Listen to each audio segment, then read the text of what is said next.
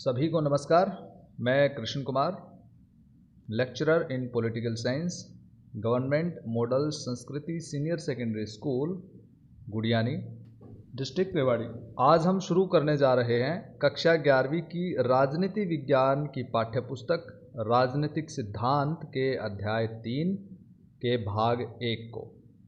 अध्याय का नाम है समानता। और आज की कक्षा के मुख्य बिंदु रहेंगे समानता का अर्थ व परिभाषा, दूसरा समानता का महत्व, फिर हम पढ़ेंगे अवसरों की समानता, प्राकृतिक और सामाजिक असमानताएं, यह अगला टॉपिक होगा, और फिर समानता के 3 आयाम, इस टॉपिक को हम पढ़ेंगे। तो ये रहेंगे आज की कक्षा के मुख्य बिंदु। और इन मुख्य बिंदुओं को पढ़ने के उद्देश्य क्या रहेंगे? पहला उद्देश्य, इस कक्षा के बाद विद्यार्थी समानता की अवधारणा को समझ पाएंगे, वे समानता के महत्व को जानने में सक्षम होंगे, वे प्राकृतिक और सामाजिक असमानताओं में अंतर स्पष्ट कर पाएंगे और राजनीतिक, सामाजिक तथा आर्थिक समानता को भी समझ सकेंगे। प्यारे विद्यार्थियों, पहले की कक्षाओं में आप राजनीतिक सिद्धांत के बारे में जान चुके हैं तथा स्वतंत्रता की अवधारणा की भी पूर्ण जानकारी आप ले चुके हैं। तो अब शुरू करते हैं समानता के भाग 1 को इस मुख्य बिंदु के साथ। पहला मुख्य बिंदु है समानता क्या है, इसका अर्थ व परिभाषा। तो प्यारे विद्यार्थियों, अब जानते हैं समानता किसे कहते हैं, समानता का क्या अर्थ है। समानता को सामान्य रूप से आप जीवन में कई बार इस शब्द को सुनते हैं कि सभी को समान होना चाहिए, सबको समानता मिलनी चाहिए, लोकतंत्र की पहचान है। पिछले अध्याय में आप स्वतंत्रता के बारे में पढ़ चुके हैं, उससे पहले राजनीतिक सिद्धांत के बारे में आपने पढ़ा। पिछली कक्षाओं में आपने समानता के लिए लड़ते हुए बहुत सारे संघर्षों के बारे में पढ़ा।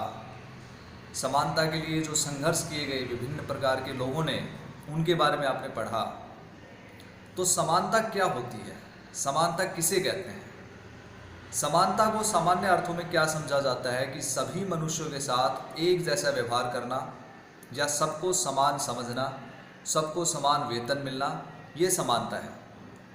परंतु प्यारे विद्यार्थियों, ये समानता का संकुचित अर्थ है, यानी कि प्रकृति ने सबको समान बनाया है, ये कहना गलत है। जैसे रूसो ने कहा था कि मनुष्य स्वतंत्र पैदा होता है, ये बात सही है, लेकिन मनुष्य समान पैदा होता है, ये किसी ने नहीं कहा, क्योंकि प्रकृति ने सबको समान नहीं बनाया। सबकी अलग अलग शक्तियाँ होती हैं, शारीरिक रूप से सब अलग अलग होते हैं, मानसिक रूप से भी अलग अलग होते हैं। तो इस प्रकार से प्राकृतिक रूप से लोग समान नहीं होते हैं, लेकिन हम फिर भी समानता की बात करते हैं। तो वो समानता क्या होती है जिसकी हम बात कर रहे हैं, उसको समझने से पहले, यानी कि समानता के वास्तविक अर्थ को समझने से पहले देखिए इन सेंटेंसेस को या वाक्यों को। अश्वेत लोग पीछे बैठेंगे, the black people will sit at the back, पहला स्टेटमेंट है।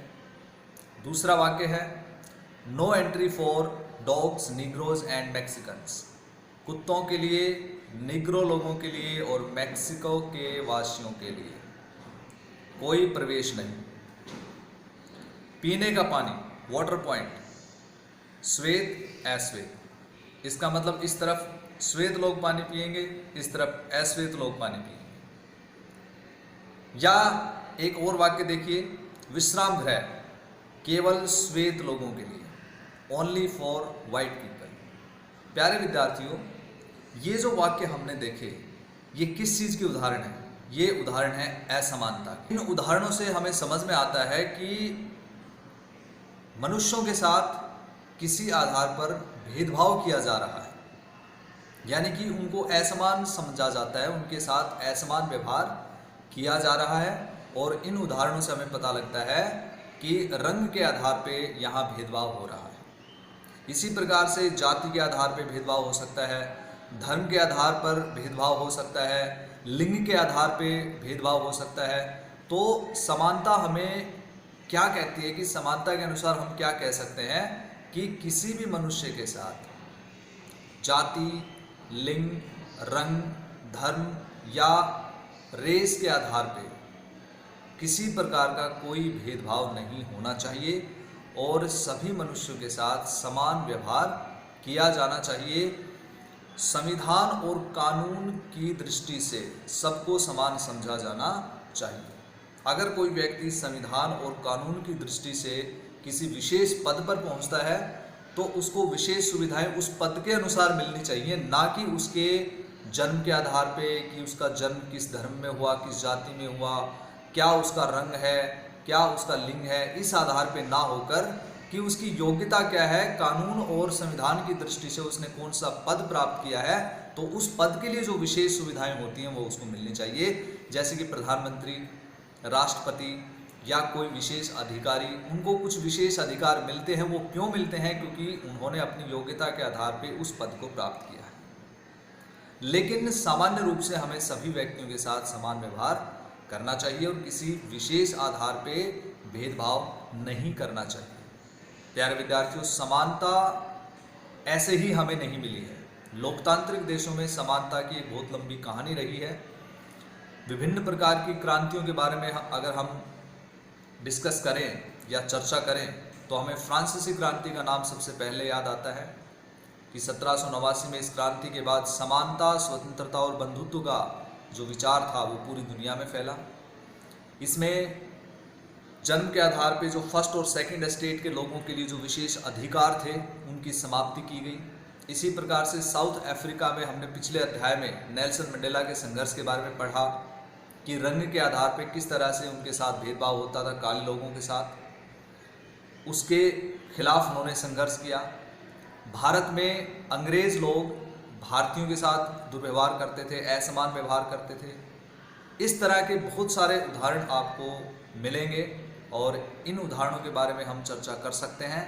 तो ये समानता का सामान्य अर्थ हमने अभी अभी डिस्कस किया। समानता क्या होती है? सभी व्यक्तियों के साथ समान व्यवहार करना, बिना किसी भेदभाव के उनको सुविधाएं देना और बिना किसी विशेष अधिकारों के उन सभी को समान रूप से कानून और संविधान की दृष्टि से देखना। इसमें सबसे बड़ी विशेषता ये आती है समानता के अर्थ में विशेष अधिकारों का अभाव, यानी कि किसी व्यक्ति को जन्म के आधार पर या किसी दूसरे आधार पर विशेष अधिकार प्राप्त नहीं होंगे। और दूसरा है सबको समान समझा जाएगा। और तीसरा, किसी आधार पे उनके साथ भेदभाव नहीं होगा या उनको किसी विशेष अभाव के रूप में उनको संघर्ष नहीं करना पड़ेगा। तो ये समानता का सामान्य अर्थ है। तो प्यारे विद्यार्थियों, अब हम डिस्कस करेंगे समानता की परिभाषाओं के बारे में। समानता की परिभाषाएं, आइए लेते हैं सबसे पहले समानता की पहली परिभाषा। स्टीफेंसन के अनुसार समानता से अभिप्राय मानव विकास के नियमित आवश्यक उपकरणों का समान विभाजन है।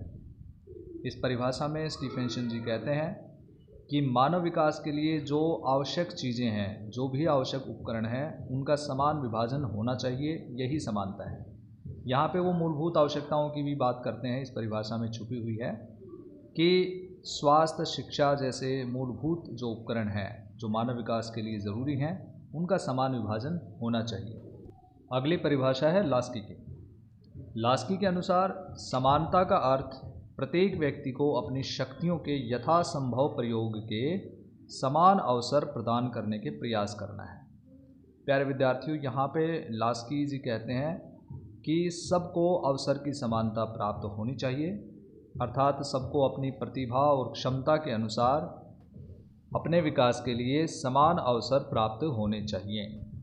और बारकर ने कहा है कि समानता का यह अर्थ है कि अधिकारों के रूप में जो सुविधाएं मुझे उपलब्ध हैं वैसे ही और उतनी ही सुविधाएं दूसरों को भी उपलब्ध हों, तथा दूसरों को जो अधिकार प्रदान किए गए हैं वे मुझे अवश्य दिए जाएं। तो यहाँ बारकर समानता की बात करते हैं अधिकारों के समान वितरण के रूप में। अगला मुख्य बिंदु है समानता महत्वपूर्ण क्यों है, या समानता का क्या महत्व है। प्यारे बच्चों, आप अच्छी प्रकार से जानते हैं कि समानता के अभाव में व्यक्ति पूर्ण रूप से अपना विकास नहीं कर पाएगा। समानता एक शक्तिशाली नैतिक और राजनीतिक आदर्श के रूप में कई शताब्दियों से मानव समाज को प्रेरित और निर्देशित करता रहा है। समानता की बात सभी आस्थाओं और धर्मों में समाविष्ट है। हर धर्म ईश्वर की रचना के रूप में प्रत्येक मनुष्य के समान महत्व की घोषणा करता है। समानता की अवधारणा एक राजनीतिक आदर्श के रूप में उन विशिष्टताओं पर जोर देती है जिसमें सभी मनुष्य रंग, लिंग, वंश या राष्ट्रीयता के फर्क के बाद भी साझेदार होते हैं। समानता का दावा है कि समान मानवता के कारण सभी मनुष्य समान महत्व और सम्मान पाने योग्य हैं।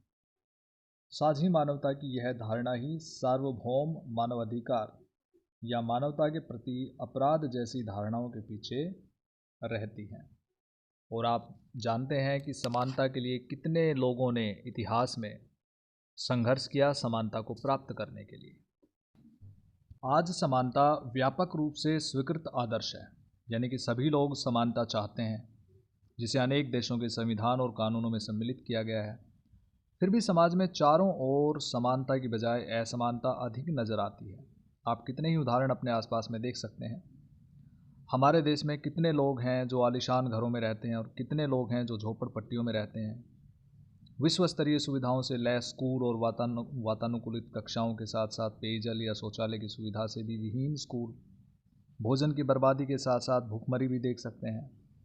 तो कानून जो वायदा करता है और जो हमारे चारों ओर मौजूद है, उसके बीच अंतर जो है वो बिल्कुल स्पष्ट हमें दिखाई देता है।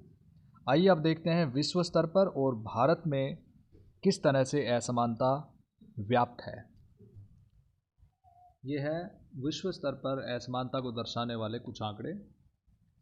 दुनिया के 50 सबसे अमीर आदमियों की सामूहिक आमदनी यानी कि कमाई, 50 सबसे अमीर आदमियों की सामूहिक आमदनी दुनिया के 40 करोड़ सबसे गरीब लोगों की सामूहिक आमदनी से अधिक है। तो ये कितनी बड़ी असमानता है। दूसरा है, दुनिया की 40% गरीब जनसंख्या का दुनिया की कुल आमदनी में हिस्सा केवल 5% है, जबकि सिर्फ 10% अमीर लोग दुनिया की 54% आमदनी पर नियंत्रण करते हैं। पहली दुनिया की अगर हम बात करें तो पहली दुनिया खासकर जिसमें उत्तरी अमेरिका और पश्चिम यूरोप के अगड़े औद्योगिक देशों में दुनिया की आबादी का 25% हिस्सा रहता है, लेकिन दुनिया के 86% उद्योग इन्हीं देशों में है और 80% ऊर्जा इन देशों में इस्तेमाल की जाती है पूरी दुनिया की। अब आगे बात करें, इन अगड़े औद्योगिक देशों के निवासी भारत या चीन जैसे विकासशील जो देश हैं, उनके निवासी की तुलना में कम से कम 3 गुना ज़्यादा पानी, 10 गुना ज़्यादा ऊर्जा और 13 गुना ज़्यादा लोहा और इस्पात यूज़ करते हैं और 14 गुना ज़्यादा कागज़ का उपयोग भी करते हैं। तो ये कितनी बड़ी असमानता है, आप यहाँ पे देख सकते हैं। गर्भावस्था से जुड़े कारणों से मरने का खतरा नाइजीरिया, जो कि अफ्रीका की एक कंट्री नाइजीरिया, जिसमें 18 में से एक मामला है, जबकि कनाडा के लिए सिर्फ 8700 में से एक मामला है। ज़मीन के अंदर से निकलने वाले ईंधन, जिसमें कोयला, पेट्रोलियम गैस, जिसको आप मिनरल्स या खनिज कहते हैं, इनके जलने से दुनिया भर में जो कार्बन डाइऑक्साइड निकलती है, उसमें से पहली दुनिया के औद्योगिक देशों का हिस्सा 2/3 है। 2/3 मतलब लगभग 67 या 66%। अम्लीय वर्षा, एसिड रेन के लिए जिम्मेदार सल्फर और नाइट्रोजन ऑक्साइड का भी 3/4 हिस्सा इन्हीं देशों द्वारा उत्सर्जित होता है। ज़्यादा प्रदूषण फैलाने वाले बहुत सारे उद्योगों को विकसित देशों से हटाकर विकासशील देशों में लगाया जा रहा है। तो प्यारे विद्यार्थियों, ये सभी असमानता के ऐसे उदाहरण हैं जो विश्व स्तर पर हम देख सकते हैं। और अब बात करते हैं भारत में आर्थिक असमानता को दर्शाने वाले कुछ आंकड़े। ये देखिए, यहाँ भारत की 2001 की जनगणना के लिए से लिए गए घरेलू संपदा और सुविधाओं के बारे में कुछ आंकड़े हैं। हालांकि इनको याद करने की ज़रूरत नहीं है, लेकिन सिर्फ समझने के लिए है कि बिजली का कनेक्शन ग्रामीण परिवार में और शहरी परिवारों में तुलना हो रही है। सिर्फ 44% के पास है गाँव में, और शहरों में 88% लोगों के पास घरों में। मकान में सरकारी नल का कनेक्शन की अगर बात करें तो ग्रामीण परिवार तो सिर्फ 10% है और शहरी परिवार 50% है। मकान में स्नानाघर यानी कि बाथरूम 23% लोगों के पास है ग्रामीण परिवारों के पास, और शहरों में 70% परिवारों के पास। टेलीविज़न ग्रामीण में 19 और शहरों में 64%। स्कूटर, मोपेड, मोटरसाइकिल एक्सेट्रा जो भी है 7% परिवारों के पास गांव में, और शहरों में 25%। कार, जीप और वैन की अगर बात करें तो ग्रामीण परिवारों में सिर्फ 1% लोग हैं जिनके पास ये सुविधा है, और शहरों में 6% लोग हैं। आपके परिवार में ये कौन सी सुविधाएं हैं आप इजीली आप समझ सकते हैं और इनके बारे में आप सोच सकते हैं। और अब बात करते हैं शिक्षा में असमानता। भारत के बारे में है। शहरी भारत में उच्च शिक्षा में जातिगत समुदायों में असमानता देखने को मिलती है। इधर समुदाय है और इधर प्रति 1000 लोगों में से कितने स्नातक हैं जिन्होंने ग्रेजुएशन किया है। देखिए, मुस्लिम है और इससे पहले अनुसूचित जाति जनजाति के लोग हैं। सबसे पहले एससी की बात करते हैं। अनुसूचित जाति 47 1000 में से 47 ऐसे लोग हैं जो स्नातक हैं या ग्रेजुएट हैं। मुस्लिम्स की बात करें तो 61। हिंदू में ओबीसी यानी कि अन्य पिछड़ी जातियां ओनली 86। अनुसूचित जनजाति 109 पर 1000। ईसाई में 237 पर 1000। सिख में 250। हिंदू उच्च जातियां 253, और अन्य धार्मिक समुदाय जिसमें दूसरे लोग आ गए, जैनिस्ट, बुद्धिस्ट एक्सेट्रा, ये 315। और पूरे भारत की अगर हम औसत की बात करेंगे तो ये आता है 155। और ये सभी जो डेटाज हैं ये हमारे पास national sample survey organisation NSSO के 55वें राउंड सर्वे से लिए गए हैं, जो 1999-2000 का ये डेटा है। अगला मुख्य बिंदु है अवसरों की समानता। अरे विद्यार्थियों, आप समझते हैं अवसरों की समानता। ये अवसरों की समानता क्या होती है? अवसरों की समानता का अर्थ है कि सभी व्यक्तियों को समान अवसर प्राप्त होंगे अपने व्यक्तित्व का विकास करने के लिए और सामाजिक और आर्थिक रूप से सुदृढ़ होने के लिए उनको समान अवसर प्रदान किए जाएंगे। अर्थात किसी भी आधार पे उनके साथ भेदभाव नहीं होगा और उनको किसी भी सुविधा से इस आधार पर वंचित नहीं किया जाएगा कि वो किसी विशेष जाति, धर्म, लिंग या समुदाय के हैं। उनको उनकी प्रतिभा के अनुसार, उनकी योग्यता के अनुसार समान अवसर प्रदान किए जाएंगे।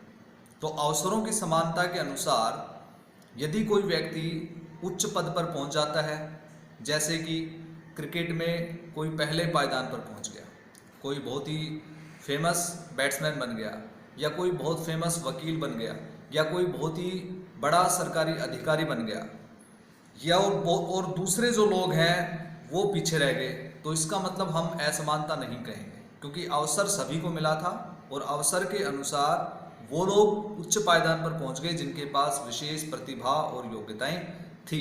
तो ये होता है अवसरों की समानता, यानी कि सबको समान अवसर मिलेगा आगे बढ़ने के लिए, लेकिन आगे वही बढ़ पाएगा जिसके पास उस विशेष कार्य की योग्यता है, सक्षमता है, वो आगे बढ़ेगा।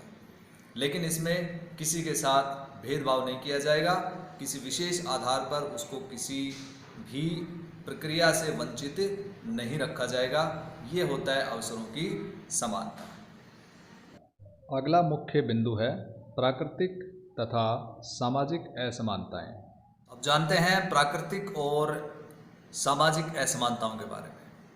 सबसे पहले समझते हैं प्राकृतिक असमानता क्या होती है। प्यारे बच्चों, जैसे आप देखते हैं कि आपकी कक्षा में कई बच्चे कद में ऊंचे होते हैं, कई छोटे होते हैं, किसी का रंग काला होता है, किसी का गोरा होता है, कोई मोटा होता है, कोई पतला होता है, कोई शारीरिक रूप से बहुत कमज़ोर होता है, कोई ताकतवर होता है। ये क्या है? ये असमानताएं हैं। किस प्रकार की असमानताएं हैं? ये प्राकृतिक असमानता है। प्राकृतिक असमानता का अर्थ होता है कि जन्म से कोई अलग अलग प्रकार की विशेषताओं के साथ जब पैदा होते हैं तो उसे हम प्राकृतिक असमानता कहते हैं। इसको इस उदाहरण से भी समझ सकते हैं सामान्य रूप से। जैसे लोग महिलाओं और पुरुषों में अंतर समझते हैं। किस प्रकार के अंतर समझते हैं कि महिलाएं शारीरिक रूप से और मानसिक रूप से कमज़ोर होती हैं। वो उस प्रकार के कार्य नहीं कर सकती जिस प्रकार के पुरुष कर सकते हैं, क्योंकि वो पुरुषों के मुकाबले शारीरिक रूप से और मानसिक रूप से कमज़ोर समझी जाती है। ये प्राकृतिक असमानता है। तो प्राकृतिक असमानता आपको समझ में आ गई कि प्राकृतिक रूप से जो व्यक्तियों में असमानताएं दिखाई देती हैं विभिन्न प्रकार के लोगों में, उसे हम प्राकृतिक असमानता कहते हैं और उसको हम नहीं मिटा सकते हैं, उसके साथ हम किसी प्रकार का कोई परिवर्तन नहीं कर सकते हैं। लेकिन प्राकृतिक असमानता के आधार पर अगर हम किसी प्रकार का भेदभाव करते हैं किसी के साथ, तो वो गलत होता है, वो वास्तविक असमानता होती है। प्राकृतिक असमानता में कोई समस्या नहीं है क्योंकि प्रकृति ने ही उनको असमान बनाया है। लेकिन जब प्राकृतिक असमानता के आधार पे हम उनके साथ भेदभाव करते हैं तो वो क्या बन जाती है? वो सामाजिक असमानता बन जाती है। तो अब इसमें समझते हैं कि सामाजिक असमानता क्या होती है। सामाजिक असमानता, प्राकृतिक असमानता से उदाहरण लेते हुए आगे इसको समझने के लिए हम वही उदाहरण लेते हैं महिला और पुरुष का। प्यारे बच्चों, महिलाओं को पुरुषों के मुकाबले शारीरिक और मानसिक रूप से कमज़ोर समझा जाता है क्योंकि वो प्राकृतिक रूप से ही जो है असमान है। लेकिन इस आधार पे महिलाओं के साथ कितने भेदभाव होते हैं, उनके खिलाफ कितने अत्याचार होते हैं, उनको पुरुषों के समान अधिकारों के लिए कितनी लंबी लड़ाई उनको लड़नी पड़ी और अभी भी बहुत सारे देशों में उनको समान अधिकार, राजनीतिक या सामाजिक अधिकार नहीं मिले हुए हैं। ये सामाजिक असमानता है। यानी कि समाज ने प्राकृतिक आधारों की जो असमानता थी उसके आधार पे भेदभाव करना शुरू कर दिया। समाज में उनको समान अवसर नहीं दिए गए, उनको समान दर्जा नहीं दिया गया। इसको हम सामाजिक असमानता कहते हैं। जैसे कि महिलाएं स्वतंत्र रूप से नहीं घूम सकती, अंधेरा होने के बाद वो अपने घर से नहीं निकल सकती, या जिस तरह से पुरुषों को कपड़े पहनने की स्वतंत्रता है उस प्रकार से महिलाओं को नहीं है, या जो विशेष प्रकार के जो कार्य, विशेष प्रकार की जो सर्विसेज हैं जिनमें पुरुषों को ले लिया जाता है लेकिन महिलाओं को नहीं लिया जाता। ऐसे आपने बहुत सारे उदाहरण देखे होंगे। तो ये क्या होती है? सामाजिक असमानता। सामाजिक असमानता का अर्थ है कि समाज में किसी आधार पर व्यक्ति के साथ भेदभाव करना, चाहे वो विशेष जाति का है इसलिए उसके साथ भेदभाव हो रहा है, उसको किसी विशेष सुविधा से वंचित रखा जा रहा है, विशेष धर्म है तो उसको वंचित रखा जा रहा है, या रंग के आधार पे उसके साथ भेदभाव हो रहा है, जैसे साउथ अफ्रीका का एग्जाम्पल हमने पढ़ा, या विशेष समुदाय का होने के कारण उसके साथ भेदभाव हो रहा है, ये भी हमने उदाहरणों में देखा, या फिर लिंग के आधार पे जो महिला है या वो पुरुष है, इस आधार पे अगर हम भेदभाव करते हैं कि वो पुरुष है तो उसको ये अधिकार मिलना चाहिए, महिला है तो उसको ये अधिकार नहीं मिलना चाहिए, ये सब क्या है? सामाजिक असमानता है। यानी कि समाज में किसी भी आधार पे जब भेदभाव किया जाता है, उसके साथ असमान व्यवहार किया जाता है, तो वो सामाजिक असमानता होती है। तो प्यारे विद्यार्थियों, मुझे उम्मीद है कि आपको प्राकृतिक और सामाजिक असमानता में अंतर समझ में आ गया होगा और इन दोनों का अर्थ भी समझ में आ गया होगा। और आज की कक्षा का आखिरी बिंदु है समानता के 3 आयाम। प्यारे विद्यार्थियों, वैसे तो समानता के विभिन्न प्रकार या आयाम हैं, परंतु हम यहाँ मुख्य रूप से 3 आयामों का जिक्र करेंगे: राजनीतिक, सामाजिक तथा आर्थिक समानता। सबसे पहला आयाम राजनीतिक समानता। राजनीतिक समानता क्या होती है? लोकतांत्रिक समाजों में आधुनिक समय में आमतौर पर सभी सदस्यों को समान नागरिकता प्रदान करना राजनीतिक समानता में शामिल है। सभी नागरिकों को वोट डालने का अधिकार होना, सरकार की आलोचना करने का अधिकार, संगठन बनाने का अधिकार, अभिव्यक्ति की स्वतंत्रता और धार्मिक विश्वास की आज़ादी, ये सब राजनीतिक समानता में शामिल है। ये ऐसे अधिकार हैं जो नागरिकों को अपना विकास करने और राज्य के कामकाज में हिस्सा लेने में सक्षम बनाने के लिए आवश्यक माने जाते हैं। लेकिन ये केवल औपचारिक अधिकार हैं जिन्हें औपचारिक संविधान और कानूनों द्वारा सुनिश्चित किया गया है। प्रैक्टिकली या व्यवहारिक रूप से ये कितने नागरिकों को मिलते हैं और किस हद तक मिलते हैं, ये देखने वाली बात होती है कि उस देश की परिस्थितियां किस प्रकार की हैं, उस देश के नागरिक कितने जागरूक हैं, उस राज्य या देश की जो सरकार है वो कितनी जिम्मेदार या अकाउंटेबल है लोगों के प्रति या नागरिकों के प्रति। फिर भी लोकतांत्रिक सरकारों में यह उम्मीद की जाती है कि सभी नागरिकों को सरकार पूरी जिम्मेदारी के साथ राजनीतिक समानता प्रदान करती है। और अब बात करते हैं दूसरे आयाम की, सामाजिक समानता। सामाजिक समानता क्या होती है? प्यारे विद्यार्थियों, जैसा हम इसी कक्षा में डिस्कस कर चुके हैं, समाज में किसी भी व्यक्ति के साथ किसी भी आधार पर भेदभाव ना हो, यानी कि डिस्क्रिमिनेशन ना हो, तो सामाजिक समानता लागू हो सकती है।